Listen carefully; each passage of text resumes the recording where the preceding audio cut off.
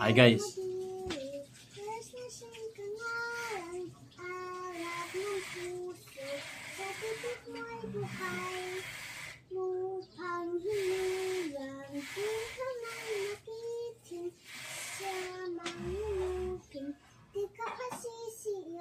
Sa dagaan bundok, sisimoy at sa labig kong bugaw, ating ngayon tulaan ang isip. Asik, nagisip ang mata, at may buhi, at nalaking ng minute. Lupa ng araw.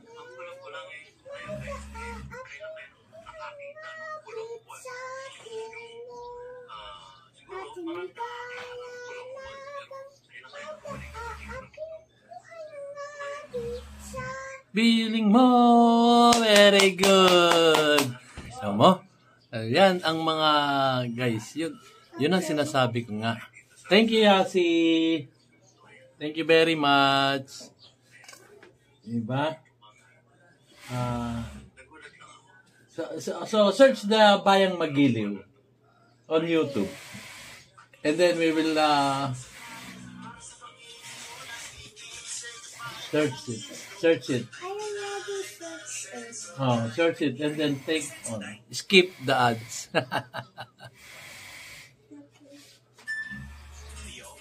Oh. There are still ads. So skip the ads. So that we can sing. Oh, that's the Bayang Magiliw. Tan, tan, tan, tan, tan.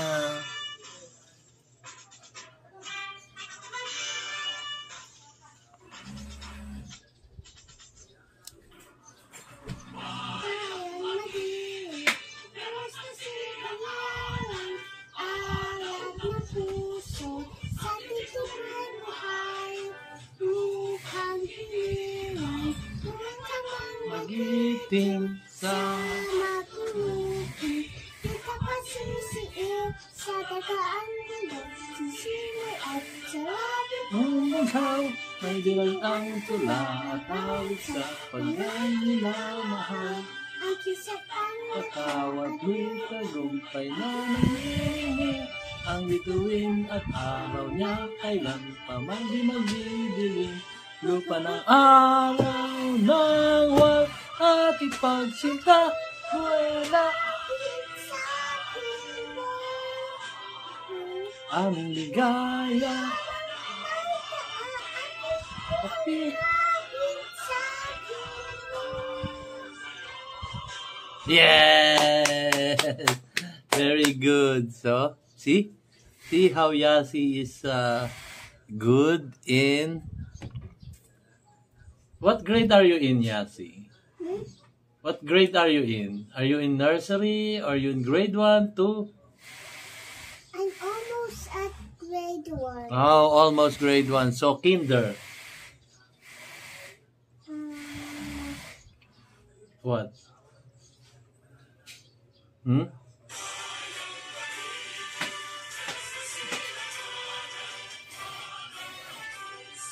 Okay.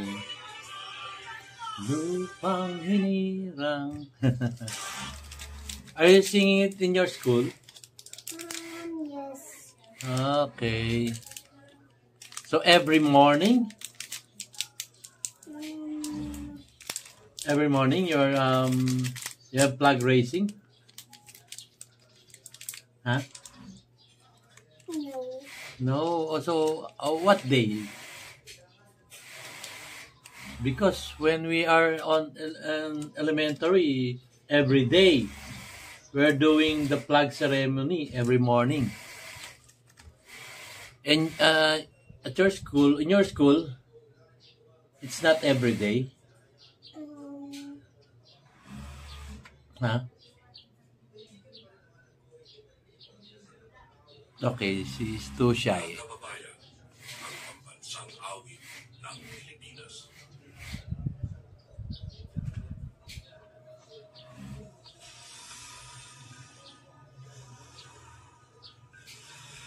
It's commercial.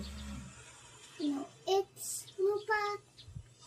It's Panghiniran and GMA7. GMA7. It's a commercial. She said GMA7.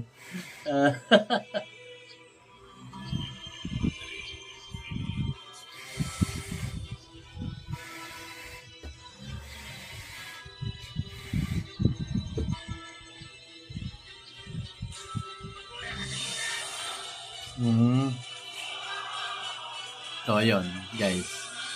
Ang kabataan ngayon, baga, tinanong ko nga yung apo ko, kasi nung panahon namin, 1970s pa, elementary days, every day, nag-ano kami, pa-plug ceremony kami. Diba? So, yun. Every day kami noon, every morning. Starts from 7 a.m. Tapos may exercise pa kami.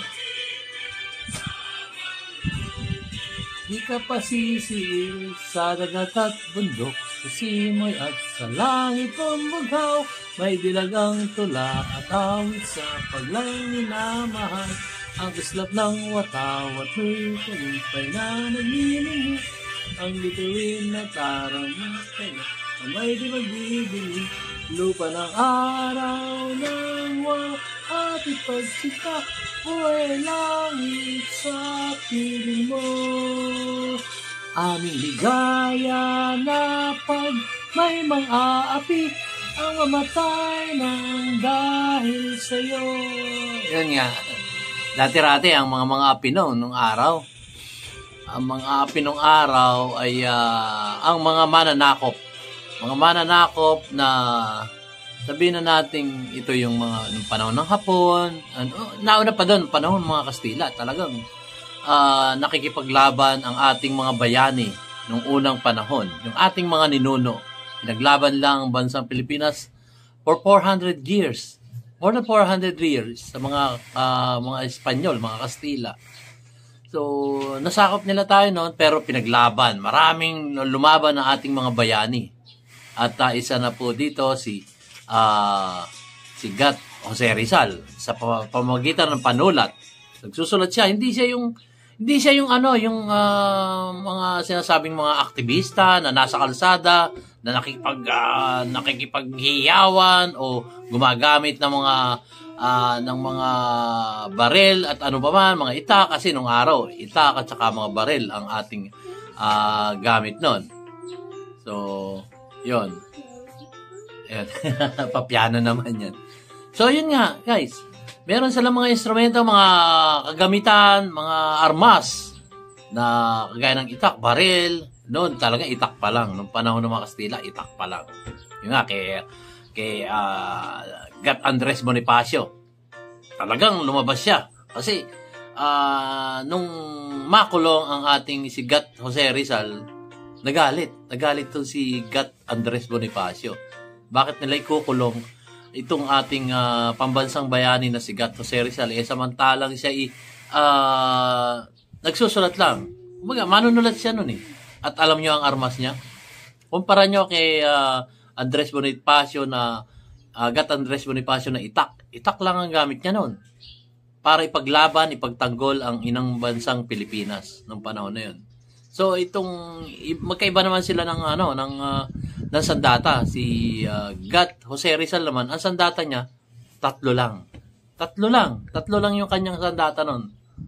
Alam niyo po ba yung mga that's an English. Come on. Enough. Thank you. So ayun, yun nga,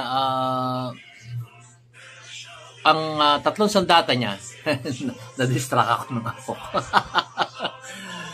Tatlo yung sandata ni Gat Andres Bonifacio. Ni Jose Rizal. Nandito na ako. Apo, kindly,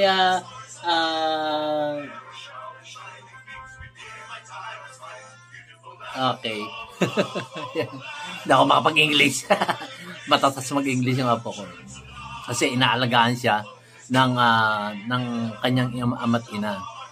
Na yun ang inaantay natin, hinahanap natin sa ating gobyerno. Tayo yung mga anak. So, ibig sabihin, dapat yung mga opisyalis ng gobyerno, inaalagaan tayong mga anak nila, tayo yung mga mamayang Pilipino dito sa ating ng bansang Pilipinas. Di po ba? Yun ang hinahanap natin, yung pagmamahal ng isang ama't ina sa mga anak. Tayo po yung mga anak, tayong mga mamayang Pilipino. So, yun, balik tayo kay Gat Jose Rizal at si Gat Andres Bonifacio. So, ang sandata ni Gat Jose Rizal nung panahon na yon ay unang-una ay ang papel, di ba? Papel. So papel ang susunod na sandata niya ay siyempre yung tinta. So may tinta na siya, may papel siya. Manunulat kasi siya. May tinta na siya, may papel siya. So paano niya isusulat yung tinta? Tinta pa lang yun. So ang pangatlong sandata niya is yung pakpak o balahibo ng I think balahibo ng agila yun kasi malaki. Siyempre gagawin mo panulat eh. So, yung isang hibla ng pakpak ay ginawa niyang ballpen sa panahon ngayon. So, yung balahibo ng pakpak na yun, sasawsaw niya sa tinta, tapos ito yung papel, susulat siya.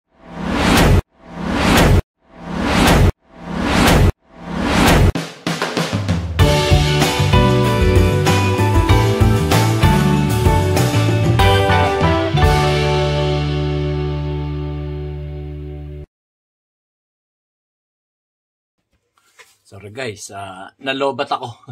Nagsalamin na rin ako kasi nasisilaw nga po ako eh. Alam nyo naman ng inyong lolo, may depression na ako sa mata. So yun, nasisilaw po kasi ko eh. So yun, naroon na tayo dun sa tatlong sandatan ni Gat Jose Rizal. Yung papel, yung tinta, at yung balahibo ng ibon. So isasawsaw niya yon sa tinta, tapos susulat siya sa papel. So, yun po ang sandata niya sa panahon ng Kastila. Kasi nga, itong si Gat Jose Rizal ay ating national hero. Yung ating pangunahing bayani ng ating inang bansang Pilipinas. So, yun. So, gaya nga na sinasabi ko kanina, yung inahanap natin, yung pag-aaruga ng isang namumuno sa ating inang bansang Pilipinas na kagaya ni Gat Jose Rizal. Diba? Pinaglaban niya yun. At ang kanyang mga aklat na isinulat ay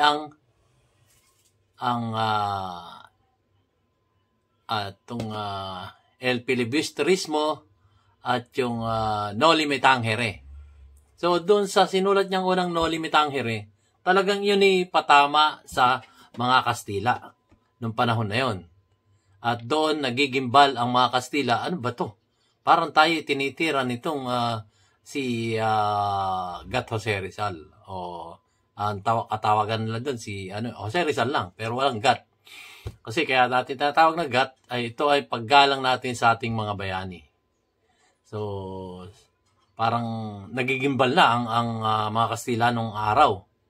So sinundan pa niya ito ng El Filibusterismo. Doon masyado talaga silang nagambala. At ayon sa ating kasaysayan, yung mga sinulat niyang yun, talagang pilit na sinunog lahat kasi pinalimbag niya yun eh. Pinaprint ba niya? Baga? At siya naman salat din sa salapi nung panahon na yon.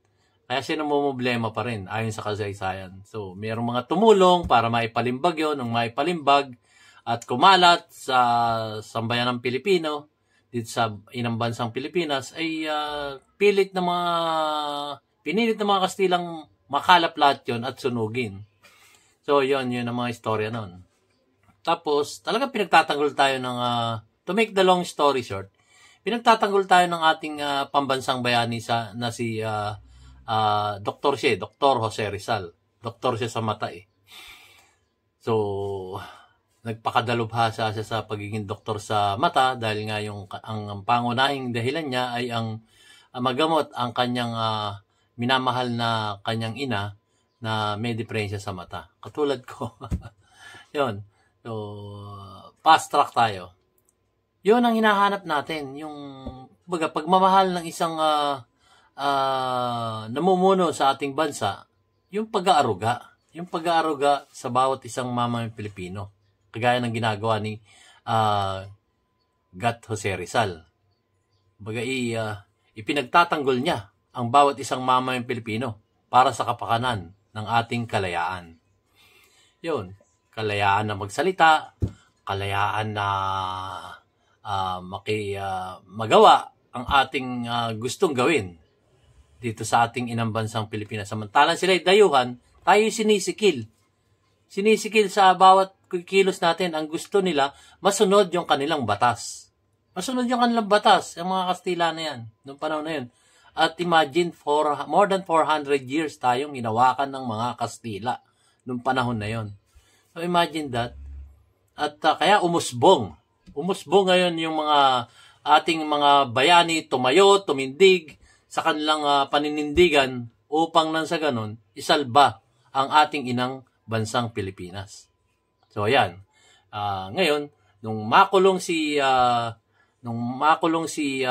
Gat Jose Rizal, ay ito na, musbong na susunod na ating bayani sa katauhan ni Gat Andres Bonifacio.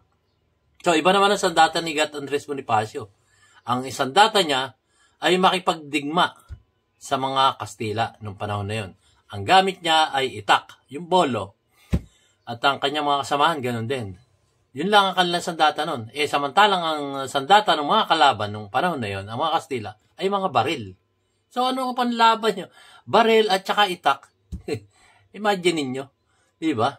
Samantalang baril, long distance ang maaabot para ikaw makatama ng isang tao. Samantalang ang itak, face to face. Face to face talaga ang para ikay makasupil ng isang kalaban. Yun, so napakalungkot po ng ating kasaysayan ng panahon na yun. Marami ang nabawian ng buhay, nagbuwis ng buhay upang ipagtanggol ang ating inang bansang Pilipinas ng panahon na yun. So maganda ang kanilang paninindigan. Talagang pinaglaban nila tayo. Pinaglaban nila tayo sa mga mapanupil na mananakop nung panahon na yun. Nakakalungkot po yung nangyari. At siguro nasa history na, sa kasaysayan na lang natin yung mga nangyaring yon. At atin naman pong ito'y ating itong binabalik tanaw. Para nang sa ganon, aral na rin sa atin. Aral na rin sa ating mga Pilipino ang mga magagandang ginawa na ipinaglaban ng ating mga bayani. So, yun po ang hinahanap natin sa panahon ngayon. Dahil alam naman natin, sinisikil na tayo ng sarili nating batas na dapat ipatupad ng maayos, dapat ipatupad ng naaayon sa nakasulat sa ating konstitusyon. Ngunit, ang nangyayari ay parang merong nang umaabuso na mga opisyalis ng gobyerno upang ito'y paglihis-lihisin. Kumbaga, ito na yung konstitusyon, babaliin pa nila, gagawa sila ng panibagong batas para nang sa ganon, itong batas na to ay, kumbaga, maganon nila, matakpan nila, at sila ang masunod. At nangyayari naman ngayon yan. Nangyayari po sa ating panahon ngayon yan, na yung mga freedom of expression, freedom of speech, at kung ano yung dapat mong gawin, ay talaga namang kanila itong sinusupil. Diba? May mga tayo dyan. May mga pangyayari po tayo dyan na hinahadlangan nila yung laban sa kanila ay meron silang kasi ngayong henerasyon na to guys, iba na ang ating sandata. Ang sandata po natin ngayon ay ang social media. So social media, ito'y kalintulad ng sandata ni Gat Jose Rizal. Diba? Gat Jose Rizal, ang social media, magsasalita ka, pupunahin mo ang mga maling ginagawa ng ating opisyal ng gobyerno sa kasalukuyan. Hindi naman po lahat, pero marami po Parang nangyayari, maglagay ka isang bilao ng kamatis. Isang bilao ng kamatis, makikinis siya, maayos yung mga kamatis, pero masamahan mo siya ng isang bulok, kagaya nga ng isang ating nag-comment sa ating isang in-upload na video, isang bilawong kamatis, samahan mo to ng isang bulok na kamatis, 100 kamatis na magaganda, makikinis, at talagang makikita mo talagang kaaya-ayang tignan. Lagyan mo ng isang bulok na kamatis, ilagay mo sa gitna o kahit sa gilid na lang. Pagtingin mo, kinabukasan, nagsisimula na siyang mahawa-hawa yung mga magagandang kamatis. Ganun po ang sitwasyon ngayon. Kumbaga, ang mga politiko natin nung unang-unang panahon ay napakagaling. Pero nasamahan ng bulok na kamatis, nahawa-hawa na yan. Kumbaga, nagkakampi-kampihan na. Kampi-kampihan na sila. Kasi sila ay nakikinabang sa kaban ng bayan. Yun po. Totoong nangyayari ngayon yun. Ito na lang. Bigyan ko kayo ng example. Yung resolution number 1414 nila, na sila'y nagkakaisa. Sila'y nagkakaisa sa Kongreso na sila'y hindi sila bulok. Hindi sila raten. Hindi sila raten na sinasabi ng ating dating Pangulong Rodrigo Roa Duterte. Hindi nila matanggap yun. Pero, kung pupunayin natin, kung aanalisa natin, tayo po yung nag-aanalisa dito. Kung aanalisayin natin, meron nga. Parang, kumbaga, totoo yung sinasabi ng ating dating Pangulong Rodrigo Roa Duterte na ang Congress ay rotten institution. Yun, doon sila nagalit ngayon. So, nag-ano sila ng resolution number 1414 na sila nagkakaisa, hindi sila rotten. At yun, ang ginawa nila, nagkaisa nga sila. Nagkaisa sila. Kumbaga sa ano, may tulad mo yan sa mga nagkahawa-hawa na. Doon sa isang bulok na kamatis, ipinanatili mo doon, hindi mo inalis yung bulok na kamatis, kaya nabulok na lahat. Nabulok na lahat yung kamatis. So, ano ang proof? Yung ang Facebook, meron tayong mga kumakalaban sa opisyalis ng gobyerno, ay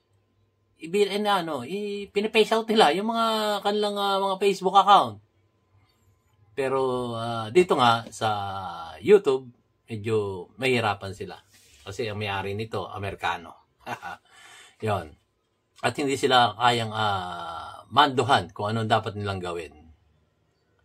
At hindi dapat gawin. Yun po. May sarili silang paninindigan ang YouTube platform. So yun, ang hinahanap nga natin, kagaya ng ating si Gat Jose Rizal, na magkaiba dun sa pananaw ni Gat Andres Bonifacio. Kasi si Gat Andres Bonifacio talagang lumaban yan. Lumaban sa kalsada yan. Lumaban talaga ng face-to-face sa mga Kastila nung panahon na yun. So, pinagtanggol ang ating inang bansang Pilipinas. Yun po ang katotohanan nun. At ayon yun sa ating kasaysayan. So, lumipas ang panahon. Eto na nga, dito na tayo. Tayo mahalin tulad sa yung mga vloggers na tayo'y pinaglalaban natin ang karapatan ng bawat isang mamamayang Pilipino dito sa ating inang bansang Pilipinas. So, ito yung ating platform, ang social media. At ang platform naman, nung iba, ay ang paninindigan nila ay tumindig at magkaroon ng prayer rallies sa bawat bayan-bayan ng ating bansa. So, ipagkakaiba tayo ng ideas eh. So, sa amin po, ni Sir Dado, dito tayo. Maging tayo, yung mahinahon na paraan na hindi tayo, kumbaga, yung mapanananta, kumbaga, yung masaktan tayo sa gitna ng kalsada na po pwedeng mangyari at nangyari na nung unang panahon. So, gaya tayo kay Jose Rizal, na ang kanyang sandata ay papel, tinta, at saka yung kanyang balahibo ng pakpak.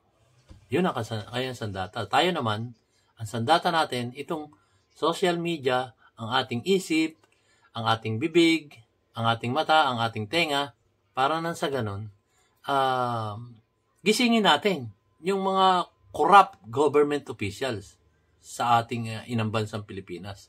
Yun po ang pangunahing pakay namin dito eh.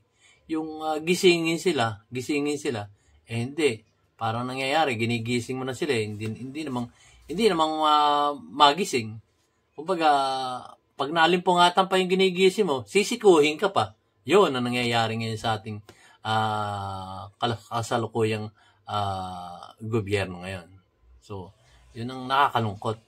Kumbaga, kailangan pala, ganunin mo, kalabitin mo ganun. Hoy, gising, kakalabitin mo.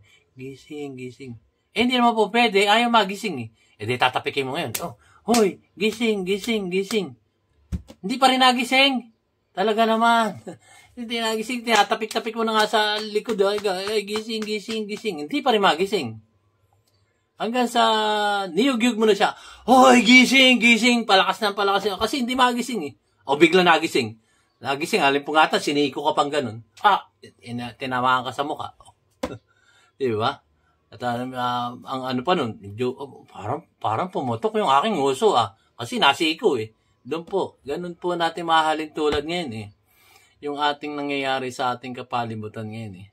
Kumbaga, imbes na tayo pangalagaan ng ating ama't ina na nakaluklok, tayo po nasisikil na. Bakit kanyo? Sabi ko nga po ng mga nakaraang kong vlog, simula pa nung ako'y maliit, hanggang sa paglaki ko, maayos naman nun eh. Nung panahon ng ating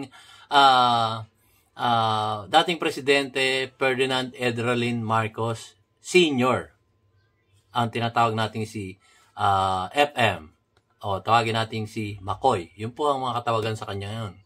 Kung ngayon merong PRRD, merong PBBM, noon po, ang katawagan nun, FM, o kaya Makoy. Yun po. Nung panahon na yun. So, lumipas, nawala ang ating dating Presidente Ferdinand Edralin Marcos Sr. Nung mawala po siya at siya na People Power One, yun, doon na nagsapol ang ating kalbaryo. Kalbaryo naman po talaga eh. Dahil doon na nagsimula. Noong time na yun guys, ang pagkakaalala ko, ang dollar is 1:5. At ang bigas noon ay 1.50 per salop. Salop po yun.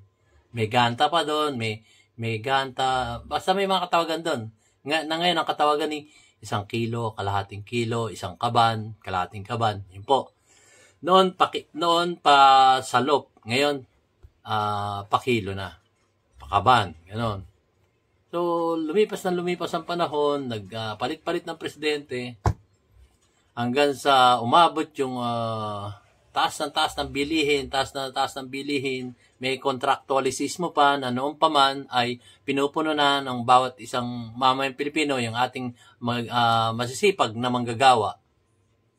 Kasama po rin ako doon na pinupuna ako, ano itong contractualismo na to? Bakit may 5 months pa tapos aalisin ka pag hindi nagustuhan yung iyong panunungkulan bilang isang manggagawa. At hindi pa tapos yun. May age limit pa po. May age limit na hanggang sa kasalukuyan noon hanggang ngayon ay meron pa rin. Noon, umabot ka ng merong dyan manggagawa, depende sa mga gawain eh. Mag-hire sila, may mga gagawa dyan 20 to 30 years old. Meron din namang 30 to 40 years old. Mga ganon.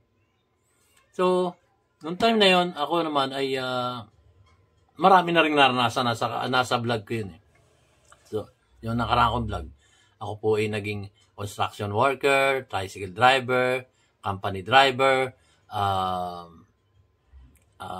delivery driver, hanggang sa maging call center agent, hanggang sa aking maaksidente, yun.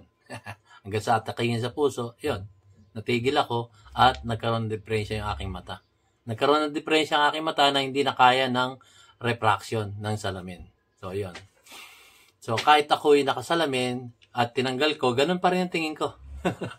Kahit na magsalamin ako na may grado, wala na. Sumuko na yung mga ophthalmologist ko. Sumuko na rin. Para rin sa ating Gat Jose Rizal na nagpakadalubhasa sa pagiging ophthalmologist. Ending, hindi niya nagamot yung mata ng kanyang ina. Kagaya rin sa akin, kasi hindi na kahit operasyon, hindi na po makukuha. So, going back, erase that one. Yun nga, hanggang sa, eto na nga, ang buhay natin. Ang buhay natin, pataas ng pataas ang bilihin, pero, ang sweldo ng manggagawa, narito lang. Tataas ng 3 beses ang bilihin, ang sweldo ng manggagawa ay tataas lang ng bagya. Ganun lang. Isang taas, konti. Tapos, tataas na naman 3 beses. Hinaing na naman ng mga manggagawa. Taasan nyo ang aming sweldo. Naka-3 taas na. Tataasan. Kapraso lang. So, paano kami makakabot sa presyo ng bilihin? So, magiging isang kahig sa tuka lang po kami. Magiging isang kahig sa tuka na, kumbaga, hindi na namin maabot ang mga presyo ng bilihin. Tapos, mababalita mo pa, sangkaterbang korupsyon nangyayari, yung sinasabi ngang nababalitaan natin at sinasabi rin ni Sir Dado, na napapanood ko rin naman, yung PCSO na yan, ay nagpapawagi na ng mga jackpot prices. Pero nung unang lumabas yan, ilang taon na, wala pa nananalo May nananalo dyan, mga mga second prize, yung mga maliliit na premyo. Maliliit na premyo, yung second prize pa nga nagiging 20 winners, 30 winners. Kagaya ko, ako po inanalo na ng 5 numero. I think sa 642 yun. Tapos imagine, ang premyo nun is 150,000. Sabi ko, nag-iisip na ako, wow, ano kaya mabibili ko sa 150,000? That was 2 years ago, guys. Ano kaya mabibili ko? Talagang nakana ako. Yung parang alam mo ba yung naisip ko, ting, ting, parang peso sign na, ting, ting. Eto na ngayon. Nang kay-claim ko na yung aking premyo, eto na. Sabi nung ay ano po kayo? 150 winners. Alang 150 winners kami. Totoo pong nangyari yan, guys. 150 winners, i-divide mo yung 150,000, di ba? Di pa, pumapatak lang na tigi 1,000 kami. 150,000, di ba? Tapos 150 winners kami. Tigi 1,000 lang natanggap namin. Ang 150,000 ng araw. Sa ngayon, million na yun. Million na ngayon yun. Last 2 years ago. So, yun po ang naranasan natin na, kumbaga, samantalang sila, grand prize, solo winner lang. Minsan, sasabihin, 3, 4. So, kung milyones yun, kung sabihin natin 100 milyon, 4 sila, may 50 mil sila, di ba? Oh, tama ba? 250,000 sa 1 milyon, kung 4 sila. 250,000. So, malaking pera yun. Mantalang kami, tig 1,000 lang nakuha namin. So, yun nga, at 5 jackpot winners pa ang nanalo nung 1 taon. Sunod-sunod, linggo-linggo. So, imagine that, kahit saang statistician yun, parang ang hirap na lubos maisip na ganon. So, going back, yun nga, kay Gat Andres Bonifacio sa kalsada siya. Si Gat Jose Rizal naman, dito lang, sa Panulat, pinalilimbag niya, tapos, siya matuturing na rin nating vlogger nung panahon niya. Vlogger siya nung panahon na yun, kasi sinisiwalat niya ang mga kabulukan ng gobyerno ng Kastila nung panahon ngayon. So, ito namang ating sa new generation ngayon, ay yung vlogger naman ang manunulat ngayon. Na ipinahayag nila ng taus-puso kung ano yung tunay na nararamdaman nila. Kung ano nangyayari sa ating inang bansang Pilipinas. Yun po. Yun po ang ating nararanasan ngayon. So, ito nga si Sir Dado, ayaw niya nung yung kayo papunta pa sa kalsada. Kasi ang iniisip niya, whole nation approach. Whole nation approach. Lahat. Imagine niyo yung nag-people power noong 1986. Ilan-ilan lang sila. 2 milyon, 3 milyon ang nagpaalis sa ating dating Pangulong Ferdinand Edralin Marcos Sr. Yun po. 3 milyon. Sabi mo, 3 milyon na nagpaalis sa kanya. Paano naman yung damdamin ng nasa Mindanao, nasa Visayas, at dito sa Luzon? Pangkaraniwang gumanap lang dun. Halos sa majority, taga Luzon lang eh. So, yung boses ng taga Luzon, at yung boses ng taga Visayas at saka Mindanao, hindi na narinig. Ang boses lang ng ating mga kababayan dito sa Luzon ang nakapagpaalis sa tungkulin sa dating Pangulong Ferdinand Edralin Marcos Sr. Yun po. Yun, so nakakalungkot. So, ang sinasabi ni Sir Dado dito, whole nation approach. Lahat ng bawat isang mamayang Pilipino na magsalita kayo. Magsalita kayo using social media, kahit kayo nasa abroad, na hindi makakauwi dito para salamuha doon sa mga ganitong mga reklamo na maling ginagawa ng ating gobyerno sa kasalukuyan, kagaya ng unang korupsyon na nangyayari. Kasi kung sabi nga ni dating Pangulong Rodrigo Roa Duterte, kung walang korupsyon, walang maghihirap na mamamayang Pilipino dito sa ating inang bansang Pilipinas. Yun po. Kaya naghihirap tayo. Aminin na natin, hindi. Naghihirap po tayo ngayon. Simula pa yon noong 1986, nung mawala ang ating dating Pangulong Ferdinand Edralin Marcos Sr. Yun po. Yun po ang katotohanan, naghihirap na po nung panahon na yon hanggang sa magkapasa-pasa pa. Ito pa nga di ba? Yung sumunod kay dating Pangulong Cory Aquino, si Valdez Ramos. Ba pangalan na? Kalimutan ko. Nabansagan pa siyang boy benta. Ganon. Natin yan. Natin sa history natin yan. Nabansagan pang boy benta. Tapos, yung sumunod ay nabansagan naman siyang bingo tubol. Diba? Tapos, yung sumunod, nabangsagan siyang Hello, Garci! Diba? Tapos, sumunod naman, nabansagan naman siyang sabihin na nating ano ba tawag dito? Yung sinasabi na kaya nga nariyan ang ICC. Dahil gustong ipadakip ang ating dating Pangulong Rodrigo Roa Duterte. Yung extrajudicial killing. Yun ang bansag niya. Sa extrajudicial killing. At sa panahon ngayon naman, ano bansag sa kanya? Pwedeng sabing initial na ADS. ADS na lang. ADS na lang. Bahala na kayo meaning nun. ADS. Yun. So, yun nga. At nababalitaan din natin, di umano, ay hindi siya nagpapatakbo ng ating gobyerno. May ibang nagpapatakbo. Di umano. Na hindi siya yung tunay na nagpapatakbo ng ating. Samantalang siya yung binoto natin. Di ba? So, nakakalungkot na tayo tuloy-tuloy na baga sa Komunoy. Halimbawa, ganyan.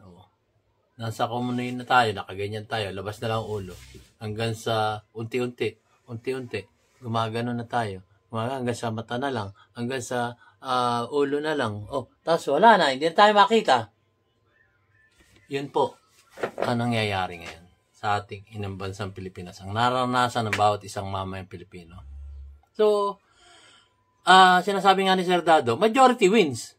So, kung tayo lalabas sa social media at papahayag natin, kahit 1 minuto lang yan, kahit sa Facebook, sa YouTube, sa TikTok, o kung ano pa man platform yan, ay ipahayag natin yung nararamdaman natin. So, tingnan natin. Hindi po ako nag-iinganyo. Tingnan natin kung ilan magiging bilang. Kung yung mga 1,000 lang, walang kwenta. Majority wins. Tuloy lang tayo sa pamumuhay natin. Tuloy lang tayo sa mga ganitong nararanasan natin. Di ba? Ganun lang. Makita lang natin kung marami na ba nagre-reklamo na taong bayan. So, kung marami nagre-reklamo, edi makikita natin. Kung kukunti na mga magre-reklamo, ganito na lang gawin natin. Ayan. Di ba? Ganyan na lang. Huwag na tayo magpakita.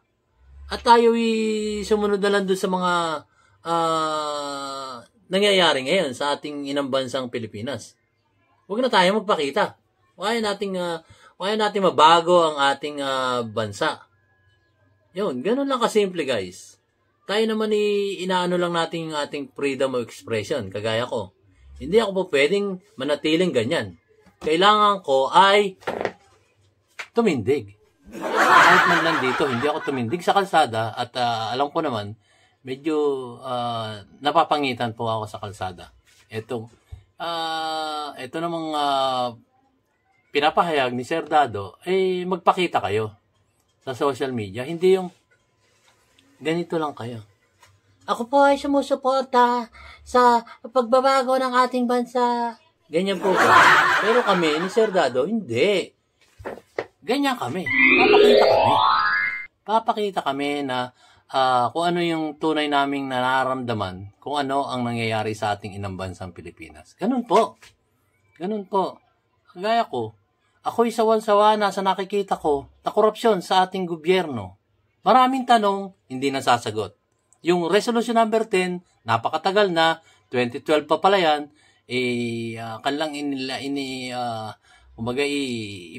pinanukala nun na yung noong 2011 para sa batas yung Resolution number 10 na yan. Parang ano lang yan, yung nabalitaan natin pork barrel. Sabi nga ng Korte Suprema, illegal yung pork barrel na yan. Meron na, may sinabi na ang Korte Suprema dyan sa pork barrel. Kaya inalis yung pork barrel. Kaya lang, ang problema, nabago na ang pangalan. Resolution number 10 na. Liquidation by certification. Diba? Tapos may mga tanong pa tayo, mga travel expenses. Paulit-ulit na lang, diba?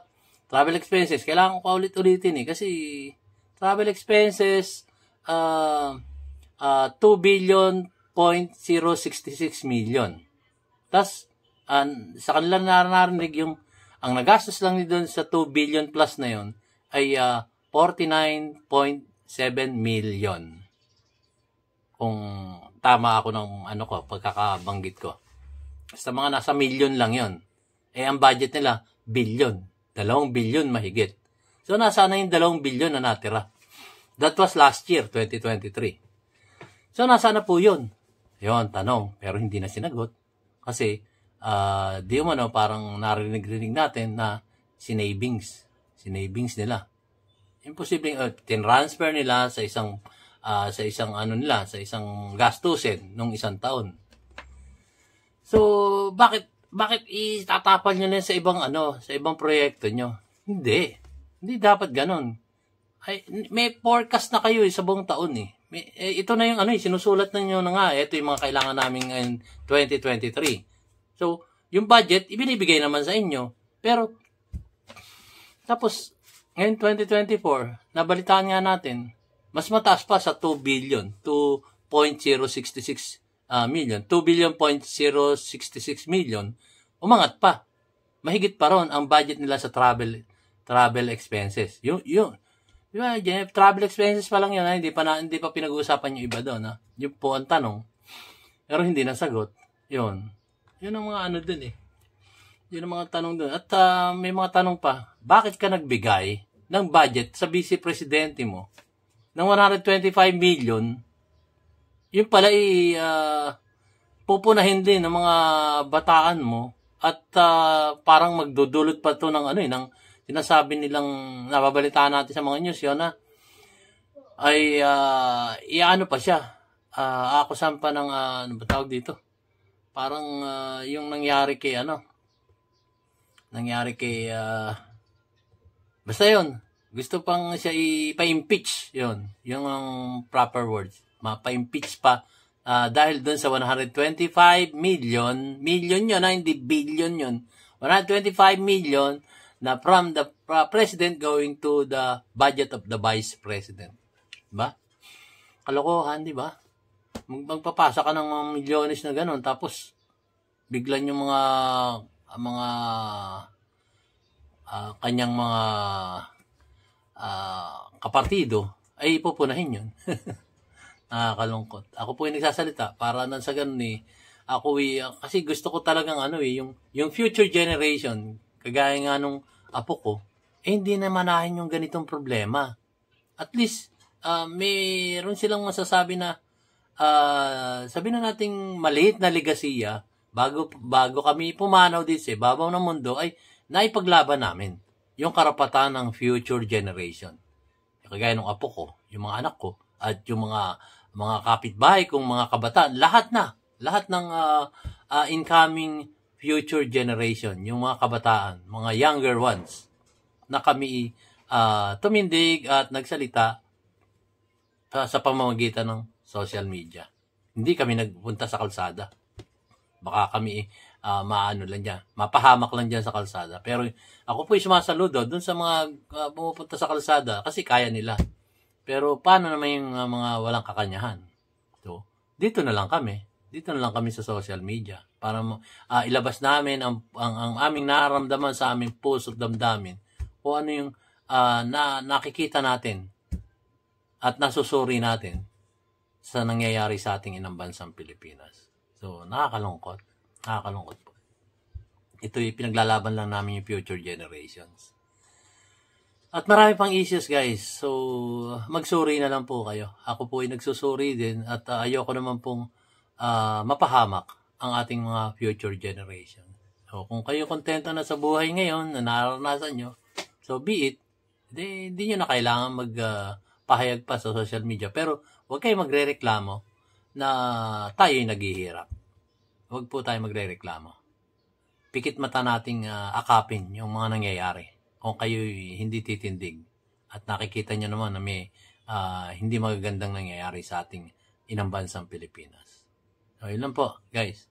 Medyo mahaba na rin aking naipahayag na sentimiento ko at ang aking sentimiento naman akin pong isinuri ito bago po ako magsalita. So, maraming salamat po, guys, sa inyong panonood ng aking mumunting video, DIY KKB Informative. See you on my next vlog. Pagod na rin po si Lolo. In the future, pag wala namang, kung kukonti lang kami, tigil na lang kami. Dahil wala naman nakikinig. So, thank you po. A whole nation approach. Kung sino nakakarami, doon po tayo. Maraming salamat po.